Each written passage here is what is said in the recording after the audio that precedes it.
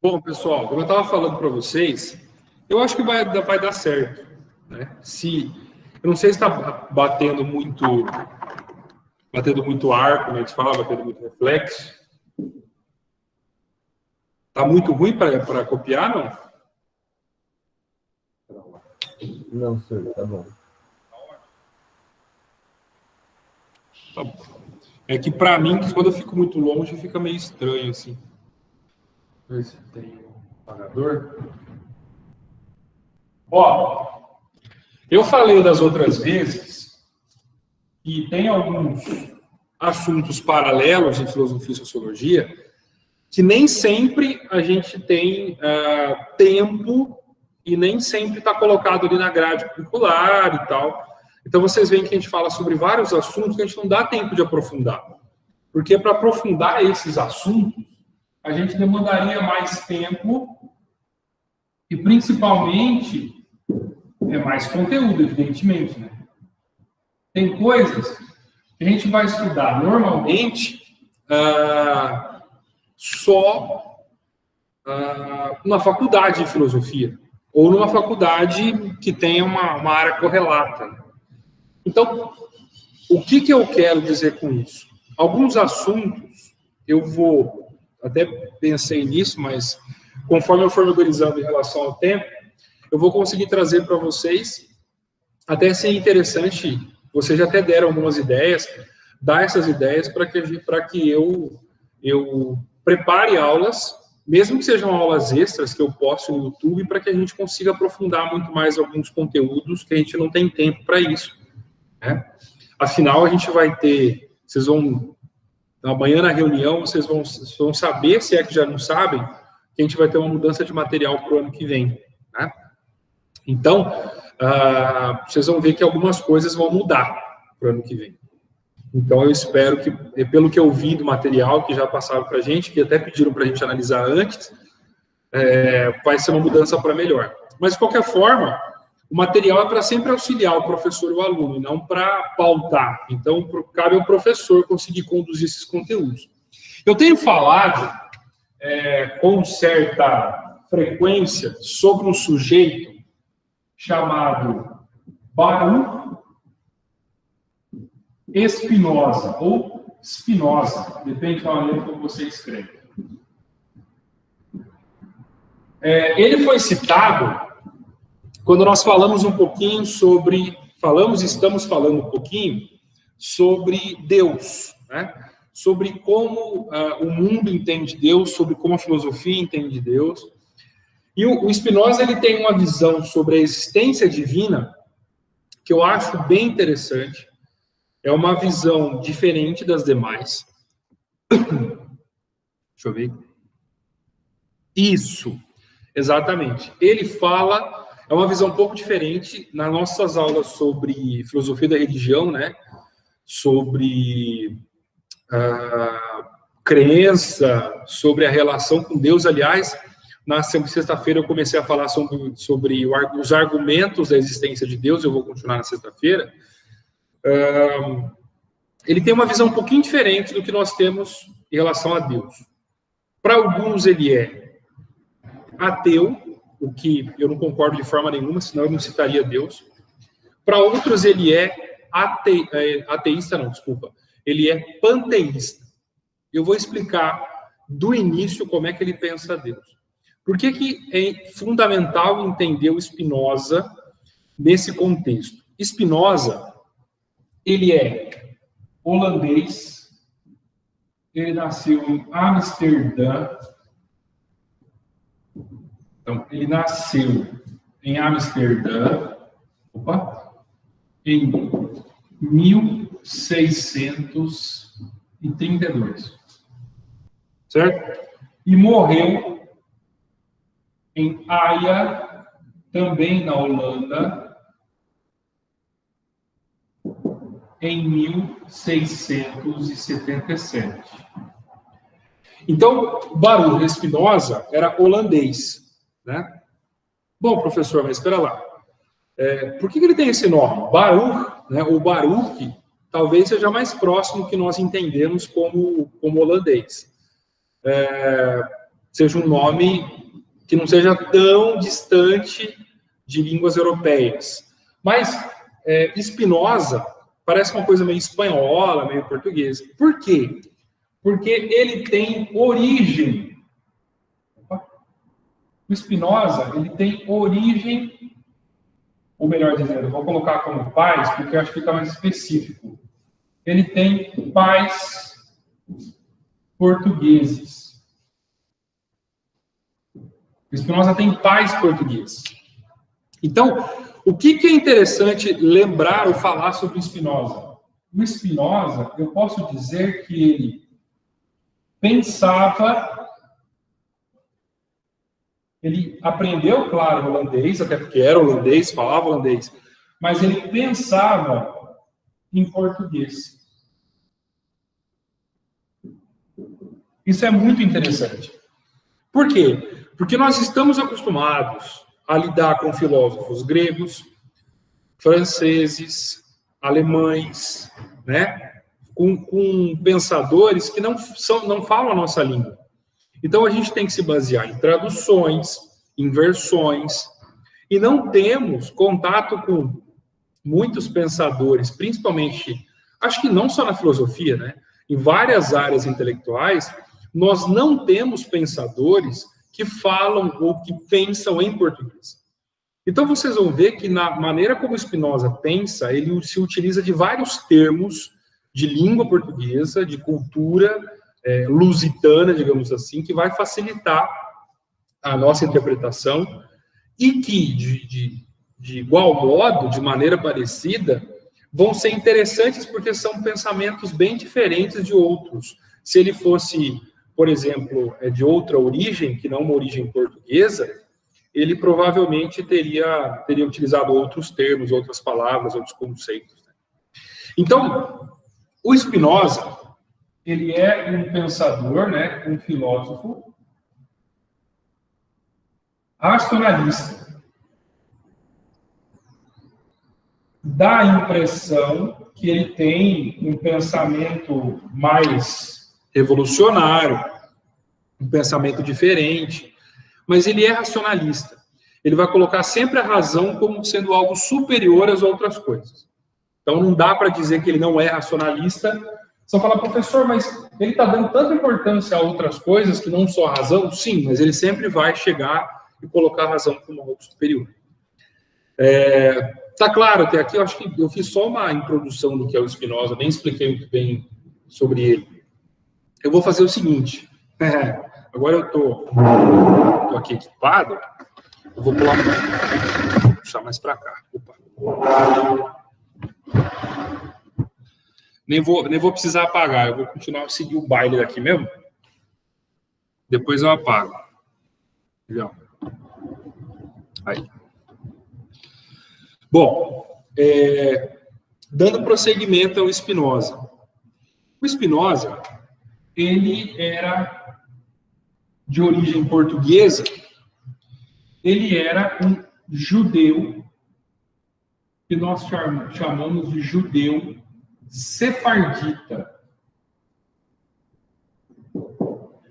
Judeus sefardins, ou judeus sefarditas, eles têm origem na Península Ibérica.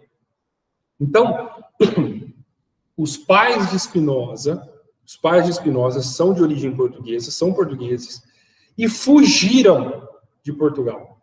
Eles fugiram de Portugal. Então, pais portugueses e fugiram de Portugal. Por que eles fugiram de Portugal? Alguém sabe me dizer por que os pais de Spinoza fugiram de Portugal? A gente vai colocar ali 1500 alguma coisa, 1600 alguma coisa. Por que a família de Spinoza fugiu de Portugal? Vocês têm ideia por que ela fugiu de Portugal? Mais pra frente. Alguém consegue ter uma ideia de por que nesse contexto ela fugiu de Portugal? Não? Nesse período, nesse contexto aqui do Spinoza, está acontecendo a Inquisição Espanhola.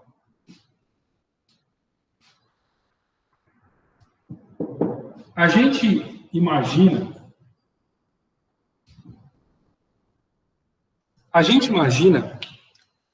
que o antissemitismo ele é só nazista, ou ele é só germânico, né? Dá a impressão de que foi o Hitler que inventou o ódio aos judeus, né? Mas é falso isso não é verdade. Hitler só se utilizou do ódio aos judeus, do ódio ao povo semita, né? Já expliquei. Se eu não expliquei, eu explico de novo, né? Rapidamente. Noé era um patriarca bíblico. Ele teve 3 filhos, né? Noé, a arca de Noé, vocês sabem do que eu estou falando. Ele teve 3 filhos: Sem, Cam e Jafé. Ele teve 3 filhos. Desses 3 filhos, o mais velho, que é o Sem, dá origem ao povo semita. É por isso que os semitas, né, são os judeus, são os hebreus. É por isso que eu falo semita e antissemita. Então, quando eu falo antissemitismo, eu estou me referindo aos semitas, que são os descendentes de Sem, que é o filho mais velho de Noé, tá? Só para a gente lembrar. Então, os pais de Spinoza, de origem judaica sefardita, foram obrigados a fugir de Portugal por causa da Inquisição espanhola, né? Ou seja, nós podemos dizer que Spinoza foi excomungado a primeira vez. A primeira excomunhão de Spinoza, ou da família de Spinoza, é feita pela Igreja Católica, né? Porque eles eram judeus e os católicos medievais tinham ódio, tinham aversão aos judeus, então eles foram expulsos por conta da religião. Vocês vão ver que Spinoza vai passar por 2 excomunhões, por 2 momentos onde ele é excomungado. O primeiro deles, até antes de nascer, por conta da família ser judia, né? Bom, professor, mas por que é que Spinoza e seus irmãos judeus eram odiados pela Igreja Católica? Existem alguns motivos pelos quais os católicos medievais odiavam os judeus, mas o principal deles é pelo fato de eles terem crucificado Jesus. Então, de acordo com o pensamento católico medieval, pensamento da Idade Média, pensamento da Inquisição, os judeus tinham culpa, seriam os culpados pela morte de Cristo. Por isso, existia um antissemitismo, um ódio aos judeus que já existia na Idade Média. Então, quando Hitler aparece, ele já é um 2.0, um antissemitismo 2.0, digamos assim. Não foi o Hitler que inventou o ódio aos judeus. Ele apenas se apropriou do ódio aos judeus que já existia no pensamento medieval, certo? Então, o Spinoza, ele vai ser, antes até de nascer, junto com a sua família, expulso de Portugal. E aí os pais dele vão se refugiar aonde? Na Holanda. Por quê? Porque a Holanda é historicamente conhecida pela liberdade religiosa.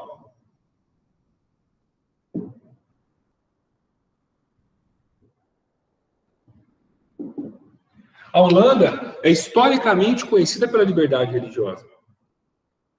Então, os holandeses têm influências do calvinismo, do luteranismo, do protestantismo em geral. Inclusive, nesse contexto aqui, acontece a Revolução Gloriosa, a década de 1880, que é a revolução que Guilherme de Orange, príncipe holandês, se une à sua esposa, a princesa Maria da Inglaterra, para derrubar o pai, o rei Jaime, se eu não estou me fugindo da memória, justamente pela perseguição que ele fazia aos puritanos, aos protestantes da Inglaterra.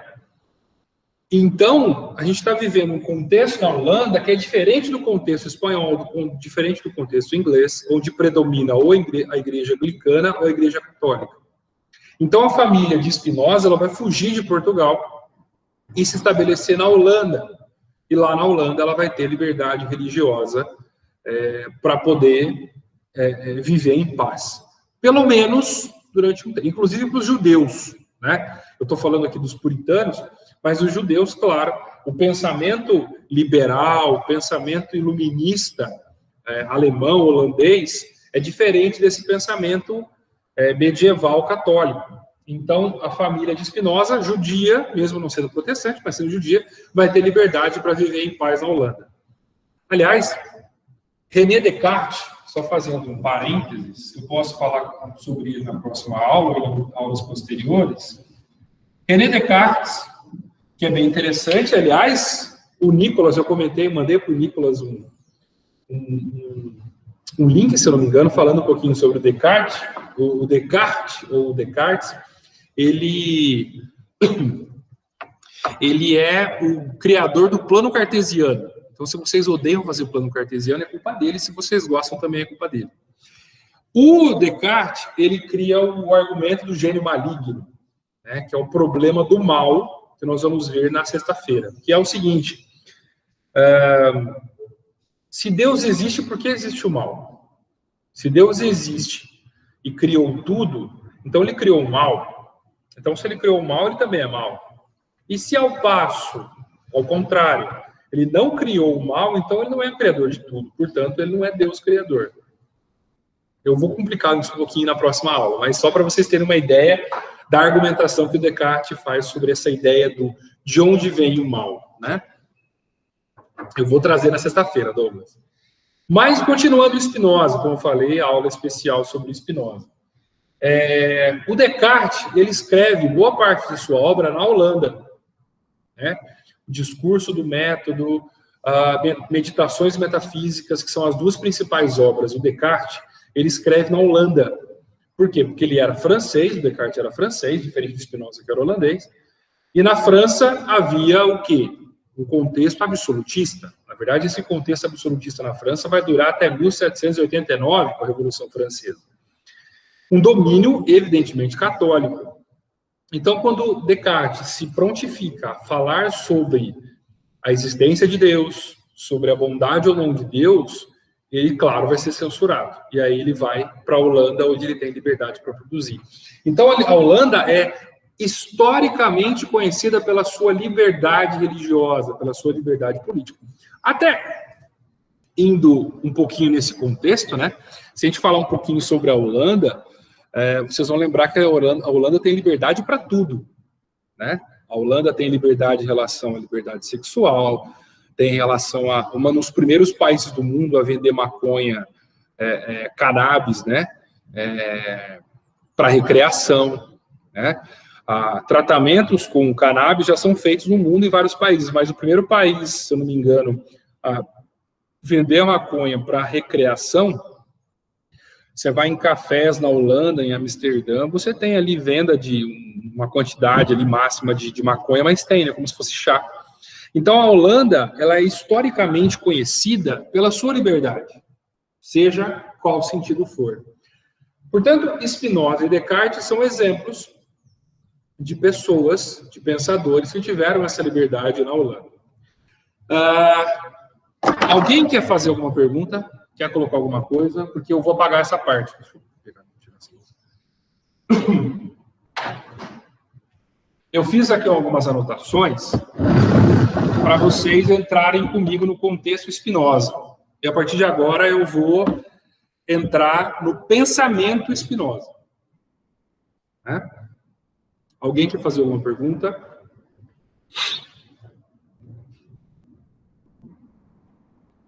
Não? Tranquilo? Belezinha, então vamos lá. Eu vou fazer uma introdução. Sobre Spinoza. E aí eu vou fazer uma pausa. Agora são 9 horas, praticamente. Eu vou fazer uma pausa, fazer uma introdução, vou fazer uma pausa. E aí a gente continua, tá? Mas eu vou passar uma primeira parte na lousa.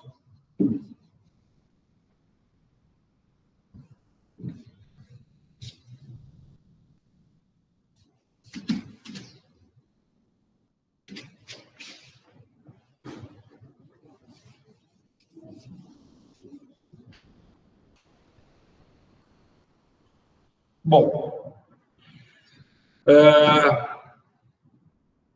Deus.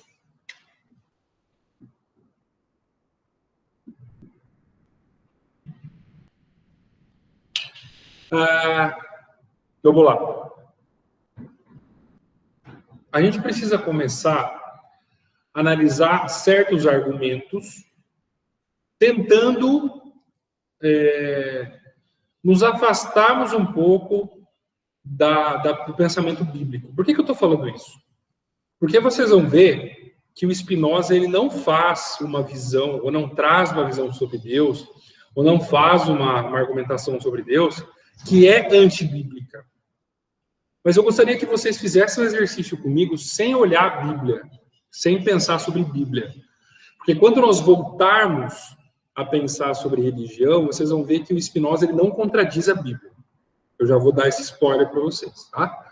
Mas vamos tentar um pouquinho nos afastarmos desse pensamento religioso, tá? Vamos comigo na parte da lógica, na parte do raciocínio, vocês vão ver que faz todo sentido. Bom, Deus, para Spinoza, ele é a única...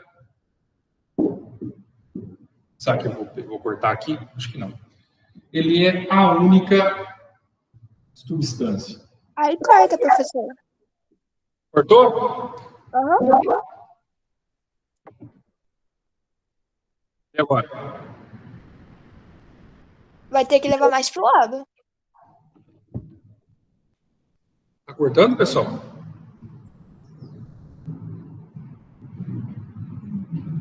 Não, agora não. Até aqui dá para ver? Ou não?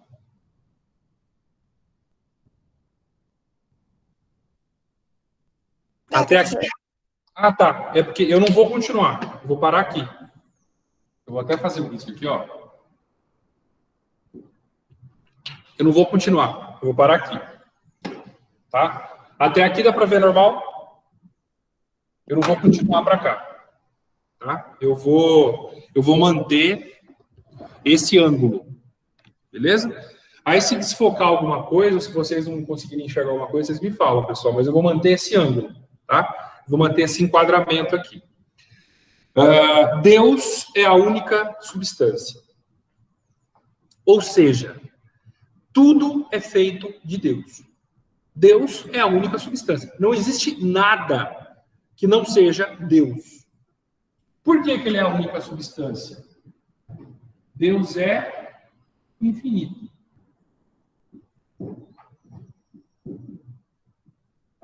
Então, ele é a única substância. Tudo, e aí eu vou além. Não é que tudo é feito por Deus. Tudo é feito de Deus. Deus é a matéria-prima de tudo. Porque ele é a única substância. Então, nós somos pedacinhos de Deus. Entende? Deus, ao criar qualquer coisa, seja uma estrela, seja um ser humano, seja uma rosa, seja um vulcão, esse ser, ou esse pedacinho de existência, tem um pedaço de Deus. Ou é um pedaço de Deus. Tá claro isso? Deus é a única substância. Não existe nada fora de Deus. Porque, gente, Deus é infinito. Então, a primeira coisa que a gente vai ter que começar a questionar é por que nós utilizamos o termo religioso de presença e ausência de Deus? É o primeiro questionamento que Spinoza vai fazer. Porque se Deus é infinito, ele não pode estar ausente ou presente. Ele simplesmente é. Né? A gente tem o... É que em português fica fácil diferenciar. Por isso que eu falei para vocês. O Spinoza pensou em português. Então, para ele consegue diferenciar as duas coisas. Como é que é? Boa. Vou chegar lá, Agatha. Vou chegar lá. Esse é o questionamento que, aliás, Esse é o questionamento que, aliás, muitas pessoas críticas a Spinoza fazem, que é o seguinte: se Deus é perfeito, como é que é possível que nós sejamos parte de Deus? Porque nós somos imperfeitos. Correto? Então tá bom, vamos lá. Em inglês, nós temos o verbo to be, né? Que é o quê? Ser, estar. Em português, nós não temos verbo to be. Em português, ser e estar tem uma baita diferença. Tem uma baita diferença. Então, Deus, ele não está. Ele é. Tá claro? Inclusive, o tetragrama Yahvé, né? Quando Moisés, Deus está se manifestando na sarça ardente. Para quem é caipira que nem nós, falar sarça ardente fica feio, né? Sarça ardente. Na sarça ardente, quando Deus está se manifestando, Moisés pergunta quem ele é. Qual é a resposta que Deus dá a Moisés? Eu sou quem sou. Que é Yahvé, é o tetragrama. Eu sou quem sou. Né? Ou, melhor dizendo, algumas traduções trazem eu sou o que sou. Não eu sou quem sou, né? Eu sou o que sou. Eu sou. O grande, inclusive algumas traduções bíblicas trazem o termo o grande eu sou. Né? Eu sou. Ele não é um Deus, ele é Deus. Ou ele é, simplesmente ele é. Não existe nenhum pormenor. Pessoal, é preciso que a gente entenda largamente, poderosamente, profundamente, a diferença que existe entre 99% e 100%. 99 não é 100. 99 não é 100. Então, se nós dizemos que Deus é infinito, ele não pode ser 99, ele tem que ser 100%. Ou nós vamos chegar à conclusão de que ele não é infinito. Uma das coisas a gente vai ter que abandonar. Consegue entender o raciocínio? Vocês acompanham comigo? Se nós dizemos que ele é infinito, então tudo faz parte dele, porque ele é infinito. Se nós vamos dizer, se nós cremos que existem coisas fora de Deus, então ele não é infinito. Ele seria um grande deus da mitologia, os Zeus, Osíris, né, Odin, mas ele não seria, ele é. Ele não seria o grande eu sou. Ele é infinito. Tá claro esse raciocínio, pessoal? Ou vocês discordam? Existe uma maneira, né? Existe uma maneira de dizer que Deus é infinito, mas ele pode não estar em algum lugar? Como é que eu posso considerar, e aí vocês estão acompanhando comigo, que é uma questão de lógica, o que eu considero como infinito, eu considero como finito. Quer dizer, se eu considero Deus como sendo algo infinito, não existe nada fora dele. Ele é a única substância. Tudo é Deus. Ou tudo é feito por Deus e de Deus. Né? Tá claro, pessoal? Esse raciocínio, porque assim, essa ideia do ser e estar, por isso que eu falei para você. Para vocês, né, para a Ágata, para quem está já me perguntando e para todo mundo que está participando. Se o Spinoza tivesse se resumido ao verbo to be, que claro que não tem o verbo to be em holandês, eu acho, não aprendi holandês, mas se ele tivesse se prendido ao verbo to be, ele teria talvez perdido esse raciocínio. Então o Spinoza, ele faz a diferenciação entre ser e estar.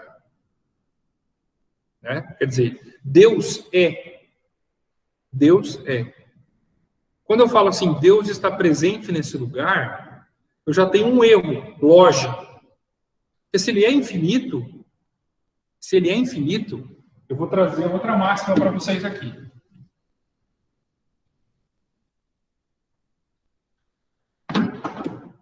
Ó, Deus está em todo lugar, que é o princípio da onipresença.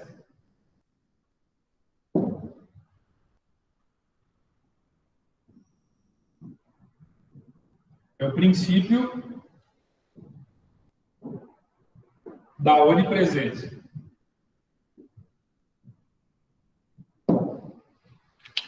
O princípio da onipresença é: Deus está em todo lugar. Deus está em todo lugar. É o princípio da onipresença. O princípio da onipresença para Spinoza é falso. Para ele, não é Deus que está em todo lugar. É todo lugar que está em Deus. Professor, não é a mesma coisa? De jeito nenhum. De jeito nenhum. Pensem na lousa. Olhem para a lousa. Deus é a lousa. Deus é a lousa. Não existe nada que eu esteja escrevendo na lousa. Claro que eu não quero dizer que eu estou escrevendo em Deus. Não é isso que eu quero dizer. Eu quero dizer o seguinte.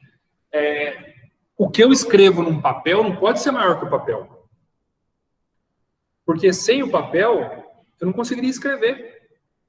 Então, assim, por mais que eu desenhe alguma coisa, escreva alguma coisa aqui, a lousa sempre vai ser maior. Então, eu não posso dizer que Deus está em todo lugar, porque ele é infinito. Não é Deus que está em todo lugar, é todo lugar que está em Deus. Ou, mais uma vez, se eu questiono essa máxima, esse princípio do Spinoza, eu estou questionando o infinito. Alguém quer questionar o infinito? Ou alguém quer questionar o fato de Deus ser infinito? Porque assim, eu estou trabalhando com racionalidade, com racionalismo. Spinoza era racionalista. Então Spinoza está sendo lógico, está sendo racional. Porque ele diz o seguinte: se Deus é infinito, tudo está em Deus. Tá claro? Tá claro? Como é que é?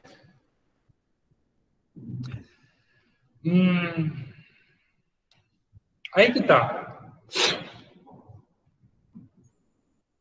O que a Bíblia diz? Ele é onipresente, ele é onisciente, ele é onipotente. Ele está em todo lugar, ele tem todo o poder, ele sabe tudo, ele criou tudo, ele é eterno, claro, ele é eterno. Portanto, Deus está fora do tempo, né? É preciso que a gente diferencie, pessoal, com clareza, infinito de finito e também eterno. O que é uma eternidade? Eternidade não é algo que dura muito tempo. Eternidade é algo fora do tempo. O que é eterno está fora do tempo. Não existe nada na eternidade que seja temporal. Uma coisa imortal, como diria Sandy Júnior, é o que não morre no final. Né? Você conhece a música? O que é imortal não morre no final. Ou seja, mortal é uma coisa que não tem fim, que não morre, mas ela tem um começo. Quando eu me refiro à eternidade de Deus, significa que Deus não tem fim e também não tem começo. Então, quando a Bíblia diz que Deus é eterno, há citações sobre a infinitude de Deus, ela está considerando Deus como infinito. Porque eternidade, vou repetir, eternidade é uma coisa que não tem começo nem fim. Deus está fora do tempo. Deus não está preso ao tempo. Ele está acima, ou na verdade, não é ele que está no tempo, é o tempo que está nele. Tudo foi gerado por Deus. Tudo foi criado por Deus e de Deus. Então, se Deus é eterno, ele não tem começo e não tem fim. Mas, senhor, Oi? mas tipo assim, Peraí, deixa eu só abrir a câmera aqui para te ver. Peraí. Opa. Diga. então, tipo assim, eu acredito sim que Deus é infinito, mas eu não dá para entender de onde começa esse infinito, sabe? Porque é o que você falou, não tem começo. E eu fico vendo esse infinito e comparo com os números. Os números, eles são infinitos, mas tem começo. Então, tipo, eu fico muito louco de tentar entender isso, porque se os números também têm começo e são infinitos, Deus provavelmente tem começo. Mas é bem confuso isso. Se você... Eu acho que eu estou chegando onde eu quero. Eu vou mexer para a luz já, pessoal. Deixa eu só aparecer um pouquinho aqui. Se você não consegue compreender Deus, isso é uma prova de que ele é Deus.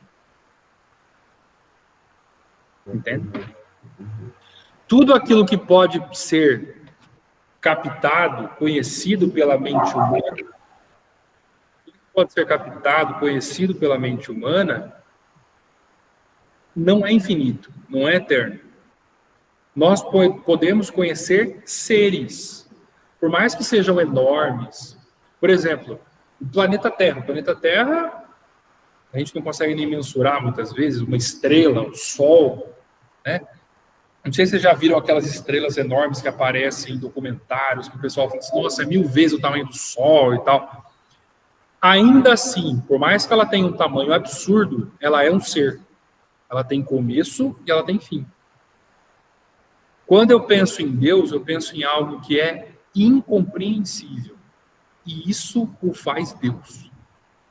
Porque se eu compreender Deus, ele não é Deus. Porque a minha mente humana, ela é finita. Ela não é infinita. Ela é finita.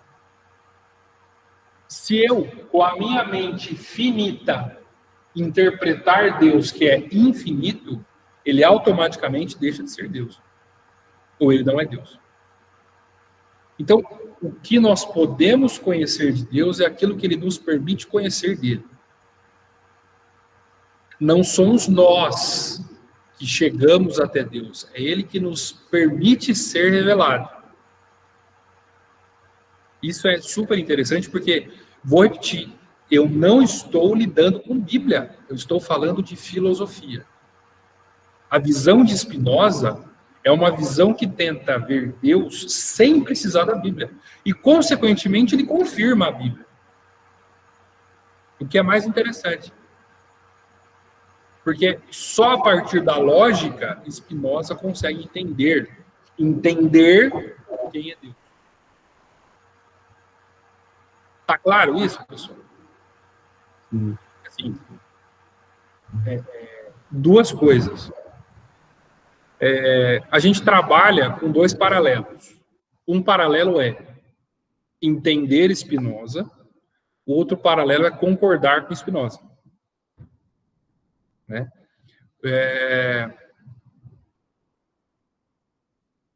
Então, Agatha, qual é o problema aqui?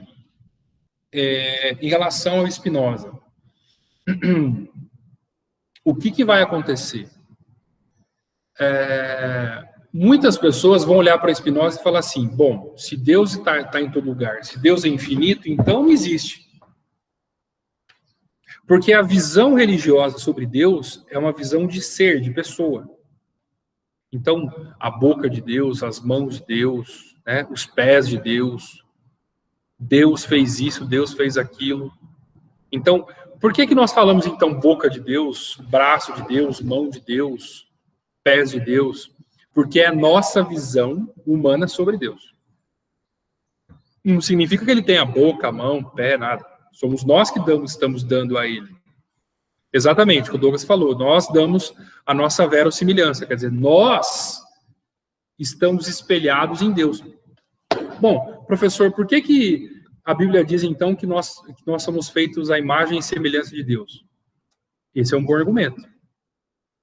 Quer dizer, então Deus provavelmente tem olhos, tem boca, tem nariz, tem tudo, porque nós somos feitos à imagem e semelhança. Pode ser. Eu não estou questionando isso. Eu não estou querendo dizer que Deus não tenha. Estou querendo dizer que ele pode não ter. Não muda nada. Mas, se nós acreditarmos a ideia de que nós fomos feitos à imagem e semelhança de Deus, ele sim tem rosto, tem boca, tem nariz, tem mão, tem tudo. Mas onde eu quero chegar? As religiões cristãs, a judaica também, não conseguia aceitar o fato de que Spinoza não dava a Deus atributos humanos. Aliás, é uma palavra que vocês devem guardar, atributo. Spinoza não dava a Deus atributos humanos. Então, ele dava a Deus atributos, qualidades, competências, virtudes que só Deus tem. Então, como a Bíblia sempre se referiu a Deus a partir dessa verossimilhança, quer dizer, tratando Deus como se ele fosse um homem, porque o nosso limite intelectual é esse, é olhar para Deus como um homem. Tipo, vontade de Deus, ira de Deus, boca de Deus. Então, nós temos um parâmetro máximo, que somos nós mesmos. Então, eu não consigo pensar em Deus de outra forma, porque é nosso limite intelectual. Então, as religiões olhavam para Spinoza e falavam assim, bom, se ele está contradizendo o que está na Bíblia em relação a Deus, então ele só pode ser ateu. Mas eu acho que o fato de pensar Deus, pensá-lo como ateu, ele não é tão forte quanto pensá-lo como panteísta. Por que panteísta? Eu até mostrei para vocês em outras aulas. O que é um panteísta? Panteísta é o seguinte. Panteísta é o cara que vira e fala assim.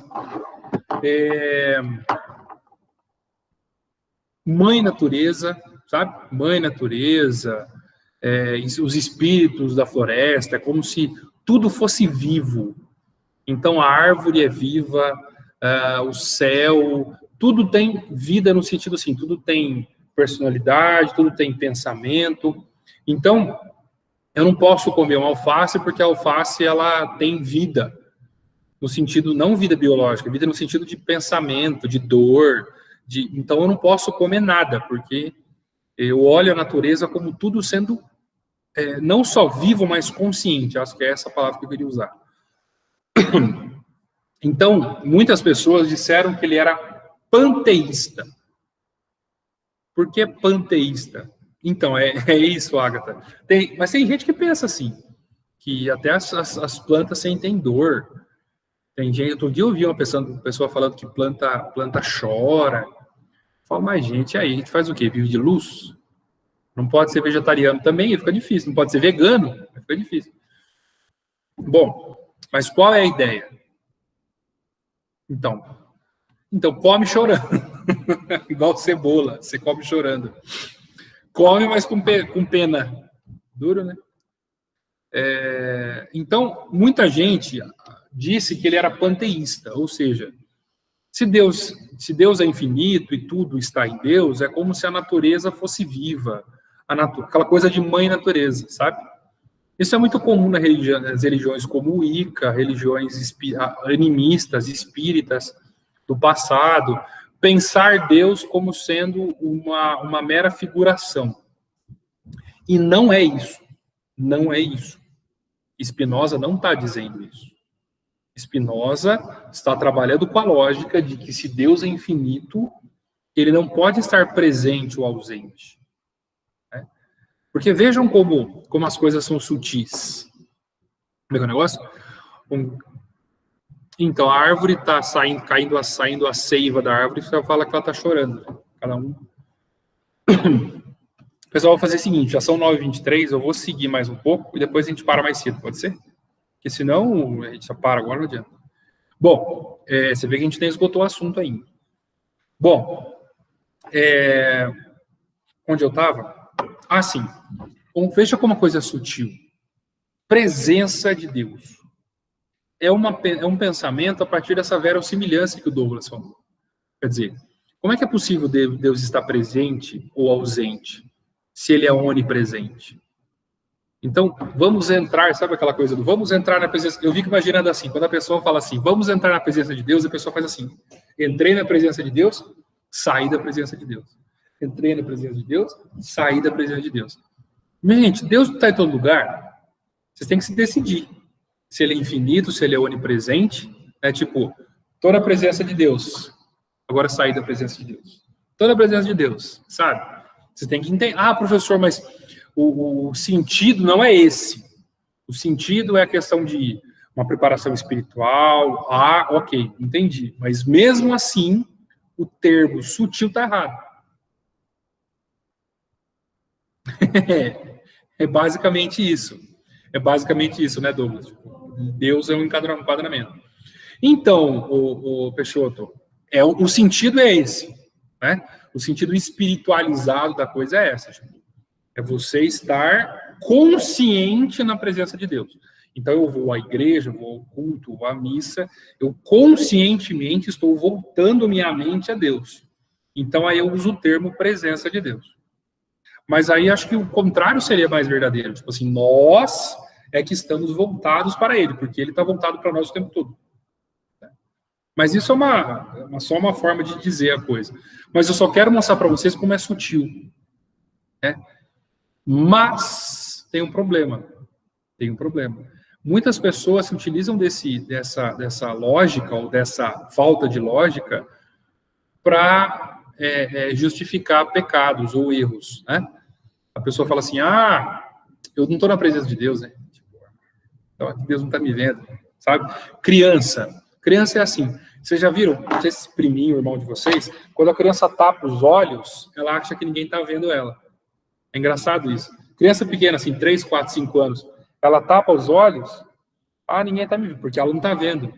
Então, como a mente da criança ainda não é evoluída no sentido de socialização, então na mente dela, no pensamento egocêntrico dela, que não é no sentido negativo, egocêntrico, porque a criança, ela enxerga o mundo só na perspectiva dela. Quando ela tapa os olhos, como ela não está vendo ninguém, ela acha que ninguém está vendo ela. Pode fazer isso.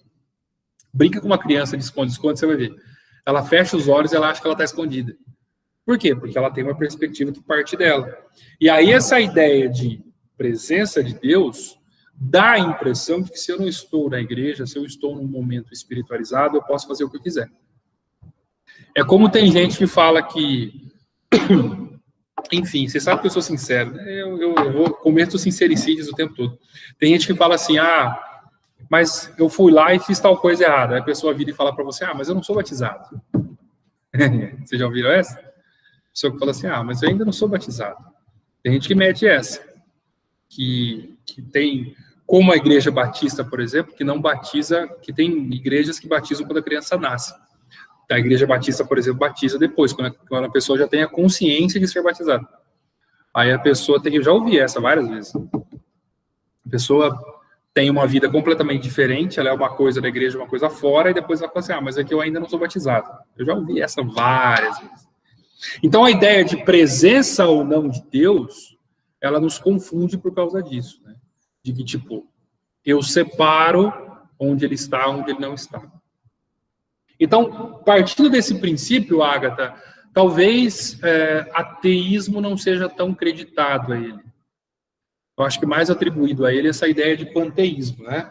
De ele considerar tudo é Deus, então,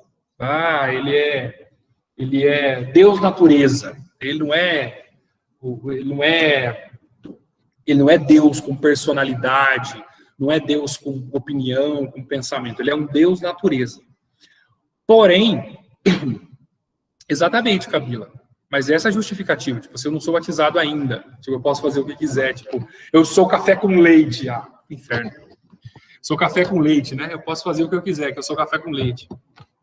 Ó, por que eu não posso dizer... Deixa eu abrir de novo aqui, que senão eu não consigo enxergar. Por que eu não posso dizer que Deus é natureza? Por que eu não posso dizer isso?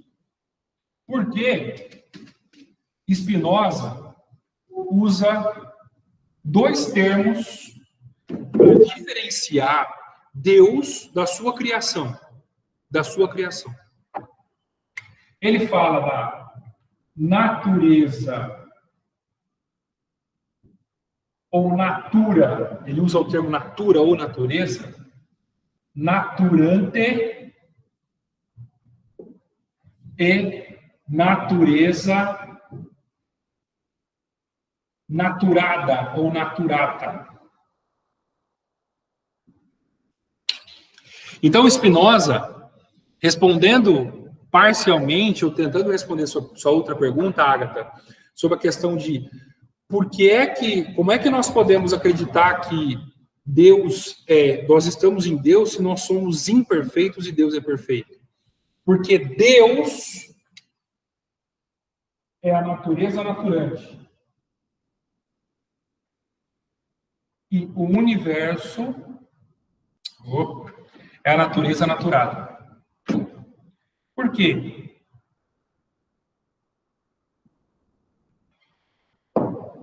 Deus, ele é capaz não só de criar, como não precisa ser criado.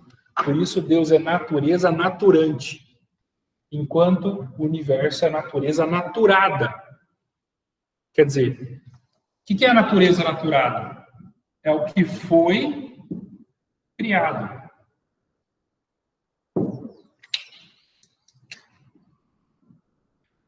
E o que é a natureza naturante? Aí eu vou usar o termo, vou colocar entre aspas, que eu sei que vocês vão entender. A natureza naturante é a que criou-se a si mesma. Ou seja, não tem origem. Bom, professor, como assim Deus criou a si mesmo? Não sei o que aconteceu com Deus. Porque Deus é eterno, ele não tem origem. Então, sem origem, não tem começo, sem começo.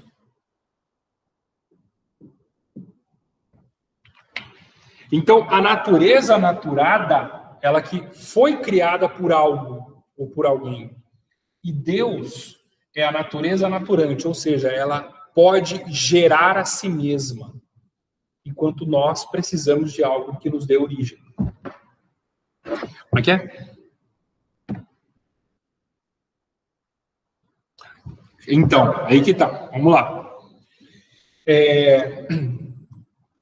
Não é que ele acreditava que tudo era Deus. Ele acreditava que tudo era de Deus. Era feito por Deus e a partir de Deus. Entendeu? Vou repetir. Vamos pensar antes do universo existir. O que existia? Deus.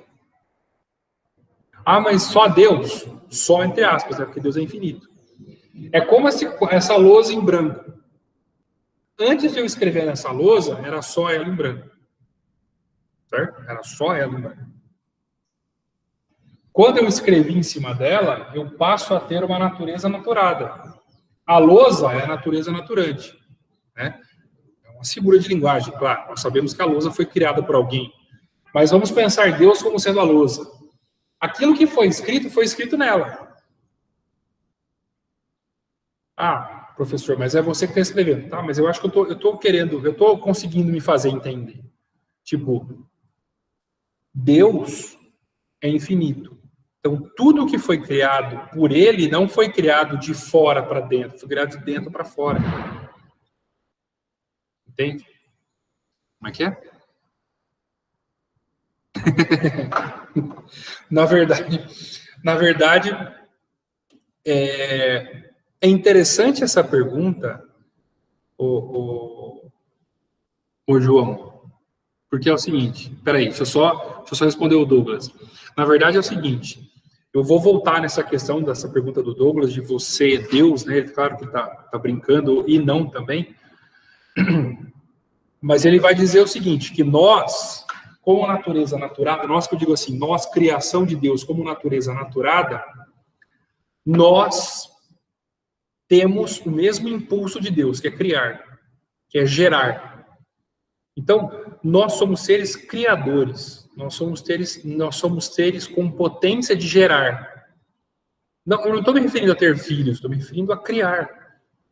Nós temos o impulso de criar, de fazer algo novo, né? Eu não diria que nós somos como Deus, mas eu diria que nós temos esse impulso de criar, né? E quanto mais um ser tem impulso de criar, mais potente ele é. Spinoza, vocês vão ver depois, ele vai classificar desde os seres inanimados até o ser humano, numa escala. Tipo, quanto mais condições de criar algo novo e de mudar a si mesmo, ou de preservar a si mesmo, maior é a potência que nós temos. Então, por exemplo, um celular, ele tem uma potência quase zero, porque tudo que ele faz com o meu comando. Ele é um ser inanimado, né? Vocês já aprenderam isso provavelmente em língua portuguesa, né? Ser inanimado, seres inanimados. Quer dizer, ele não tem alma, ele não tem vontade própria. Quem dá a vontade a ele sou eu. Então a potência dele é quase zero, porque ele só faz aquilo que eu quero que ele faça, né? Ele não tem vontade própria.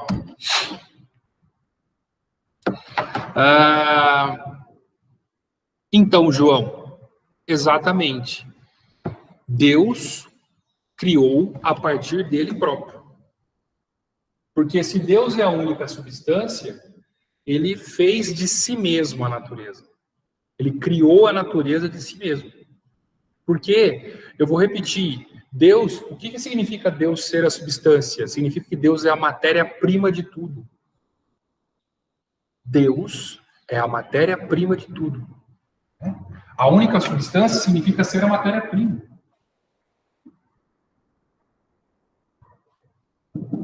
De onde vocês acham? De onde que vocês acham que Deus tirou a matéria-prima para fazer as estrelas?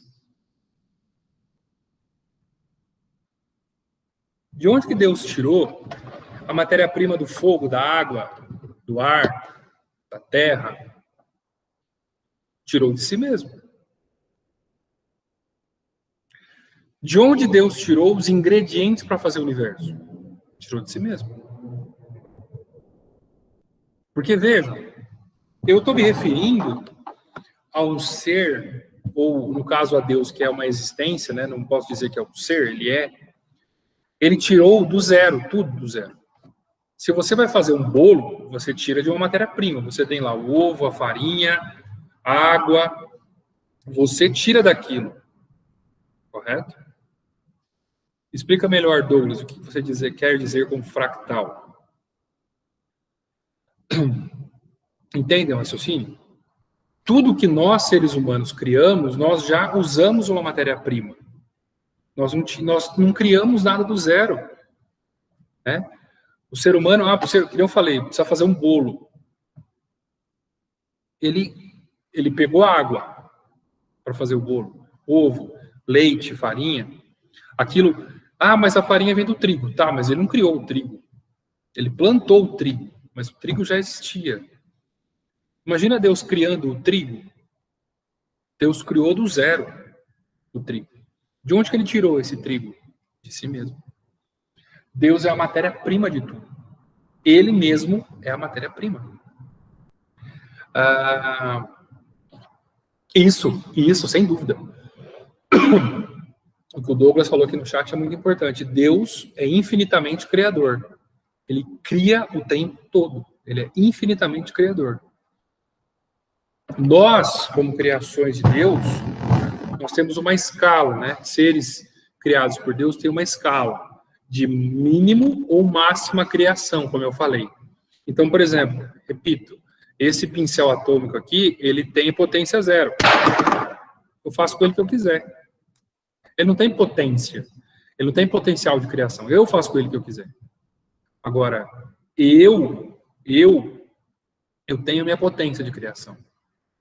Eu posso criar uma música, criar um livro, né? Escrever um livro, ter um filho, criar uma nova teoria. Eu posso criar, porque eu estou na ponta da criação. Enquanto os objetos, os seres animados, eles não têm potência de criação. Então, depois eu vou falar isso com mais calma, mas Spinoza classifica os seres existentes, ele inclui os objetos no potencial de criação, do menor para o maior. Então, repito, um fone de ouvido, um mouse, a não ser que seja um mouse animal, né? Um pincel atômico, o celular, uma caneta, um balde, o potencial de criação deles é 0. Né? Por quê? Porque nós, que temos potencial de criação, é que criamos em cima deles. Né? Então, é preciso que fique muito claro, pessoal, essa diferenciação entre natureza naturante e natureza naturada. Apesar de nós termos potencial de criação, nós seremos sempre natureza naturada. Porque nós precisamos de alguém que nos dê vida. Entenderam a diferença? A natureza naturante, que é Deus, que é a única substância, ele não precisa que ninguém dê vida a ele. Ele não precisou que ninguém desse origem a ele. Nós, tudo que existe no universo, o notebook, a caneta, uma estrela, um planeta, tudo que existe no universo, é natureza naturada. Por quê? Porque alguém fez. Quem fez Deus? Ele mesmo. Ah, mas como assim ele mesmo? Não sei. Ele se fez. Ou ele não se fez porque não tem origem, aí entra naquilo que o Peixoto está falando. Professor, mas a minha mente não consegue pensar isso. Pois é. É por isso que ele é Deus. Porque ninguém consegue pensá-lo. Nós conseguimos pensá-lo a partir da nossa verossimilhança, como o Douglas falou. A partir daquilo que nós entendemos sobre Deus. Mas é impossível pensar Deus além da nossa capacidade. Porque nós somos natureza naturada. Natureza naturada. Eu não diria para você que são cópias mal feitas, Douglas. Eu diria para você que são...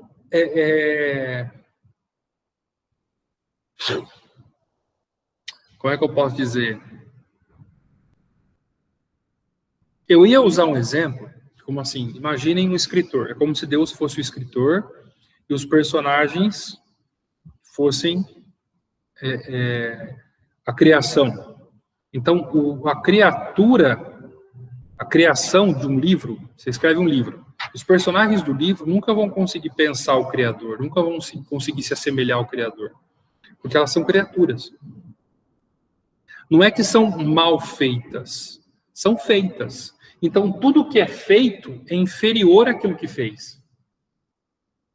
Tudo que é feito é inferior àquilo que fez. Não significa que as criações de Deus são imperfeitas. Só significa que elas são criações, Então, não é que Deus fez mal as coisas. Não é que ele criou as coisas de propósito erradas. É que elas são criaturas. E a criatura, ela não tem o mesmo potencial do Criador. Dá a impressão, pessoal, que Spinoza pensa no sentido assim, que nós somos robôs, né? Não sei se vocês tiveram essa impressão, tipo assim, se nós somos natureza naturada, se nós estamos em Deus, se nós fazemos parte de Deus, nós somos todos robôs, e na verdade não é. O Spinoza ele dá muita atenção para a ideia de liberdade, viu? Eu vou falar mais sobre isso depois. Então, Ágata, não é que ele nos criou inferiores. é que a nossa existência já é inferior. Já é inferior. Eu entendo o seu raciocínio, eu acho que é esse o seu raciocínio. Por que Deus não criou outro dele mesmo? Tipo, ele criaria outro igual a ele. Mas a verdade, não tem como algo ser igual a ele, porque ele é tudo. Deus é literalmente tudo. E tudo que existe, existe a partir dele. Agora, é um bom questionamento. Eu não acho que o Spinoza explicou tudo. E é um pensamento que a gente poderia voltar naquela questão do mal, né? Tipo, se Deus existe, por que existe o mal? Se ele criou o bem, por que existe o mal? Né? Se ele é bom, por que existe coisa ruim? Mas vamos voltar à Bíblia, né? Lúcifer, ele teve orgulho, ele teve soberba e por isso ele pecou. Então, o mal vem daí. Mas de onde vem o orgulho? De onde vem a soberba? É um negócio que eu não acho que Spinoza estava preocupado em explicar para nós essa organização do universo, que na verdade eu nem estou longe de acabar, eu nem estou perto de acabar. Tem muito detalhe ainda para falar sobre. Eu nem cheguei na parte dos atributos ainda de Deus. Mas o Spinoza, por exemplo, ele diz que Deus ele tem infinitos atributos, ou seja, infinitas qualidades. Se nós conhecemos duas, só conhecemos dois atributos de Deus, que são o pensamento e a extensão.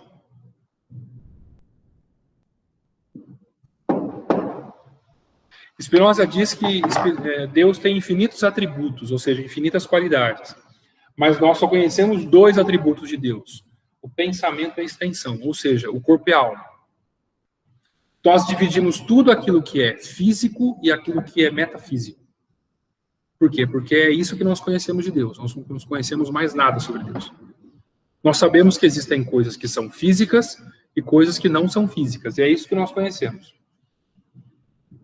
Então, com certeza, se ele é Deus, se ele é infinito, muito provavelmente ninguém vai conseguir explicar essa questão de por que Deus nos criou falhos, por que Deus nos criou inferiores, por que Deus nos deu ali as limitações. Né? Mas o que eu posso dizer é o seguinte, né? Existe uma diferença entre ele e o Criador e a criatura. Pessoal, alguém quer fazer alguma pergunta? Quer falar mais alguma coisa? Olha, existe muita coisa a se falar sobre ele, eu vou continuar. Talvez eu continue na sexta-feira mesmo. Para a gente já finalizar e seguir, porque já que a gente está falando sobre Deus, né, nas nossas aulas sobre filosofia da religião, talvez eu finalize ele. Talvez na sexta, não sei se vai dar tempo, né? Mas, assim, ele é bem interessante e, assim, bastante diferente de outros. É por isso que a gente vai encontrar, às vezes, certa dificuldade de entender certos conceitos.